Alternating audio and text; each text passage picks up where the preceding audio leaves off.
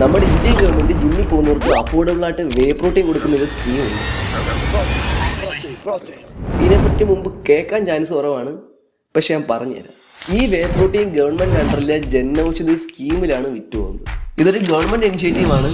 Affordable ആയിട്ട് health care products, medicines ഈ സാധനങ്ങൾ എത്തിക്കുക എന്നുള്ളതാണ് ഈ ഒരു സ്കീമിന്റെ ഉദ്ദേശം. ഗവൺമെന്റ് ഇതിന്റെ മാർക്കറ്റിങ്ങും ഡിസ്ട്രിബ്യൂഷനും ഒക്കെയാണ് നോക്കുന്നത്. പക്ഷേ ഇതിന്റെ പ്രൊഡക്ഷൻ പ്രൈവറ്റ് കമ്പനീസ് ആണ്. പക്ഷേ ഗവൺമെന്റ് അണ്ടറിൽ റെഗുലേഷൻസോടുകൂടിയുള്ള പ്രൊഡക്ഷനാണ്. ഈ വേ പ്രോട്ടീനിൽ 33 ഗ്രാം സ്കൂപ്പിൽ 24 ഗ്രാം പ്രോട്ടീൻ നമുക്ക് കിട്ടുന്നുണ്ട്. വേ കോൺസെൻട്രേറ്റ് ആണ്. ഏകദേശം ഒരു 72.7 ഗ്രാം പ്രോട്ടീൻ പെർസെൻറ്റേജ്. വേ കോൺസെൻട്രേറ്റ് ആയതുകൊണ്ട് അത്രയൊക്കെ പ്രതീക്ഷിച്ചാൽ മതി. ഒരു ഡീസൻ്റ് ആണ്. പക്ഷേ ഒരു ട്വിസ്റ്റ് ഉണ്ട്. ഇതിൻ്റെ ഇൻഗ്രീഡിയൻസിൽ മാൾട്ടോഡ്രക്ഷൻ ഉണ്ട്. ഇത് ഇതിനാണെന്ന് അറിയത്തില്ല.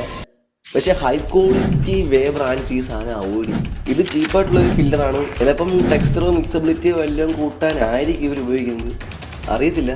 പക്ഷേ ഇതിൻ്റെ പ്രസൻസ് അത്ര നല്ലതല്ല, പ്രത്യേകിച്ച് ഈ വേ പ്രോട്ടീൻ പോലത്തെ സപ്ലിമെൻറ്റ്സ്. ഒരു സപ്ലിമെൻറ്റ് എന്തൊക്കെയായാലും തേർഡ് പാർട്ടി ടെസ്റ്റിംഗ് ചെയ്തിരിക്കണം. ഈ ഒപ്റ്റിമൽ ന്യൂട്രീഷൻ, മൈ പ്രോട്ടീൻ പോലത്തെ ബ്രാൻഡ്സ് അവരുടെ ലാബ് റിപ്പോർട്ട് പ്രൊവൈഡ് ചെയ്തിട്ടുണ്ട്. പക്ഷേ ഇതിൻ്റെ ഒരു യൂട്യൂബറുടെ വീഡിയോ അല്ലാതെ ഒഫീഷ്യലി വേറെ ലാബ് റിപ്പോർട്ടൊന്നും എനിക്ക് കിട്ടിയിട്ടില്ല.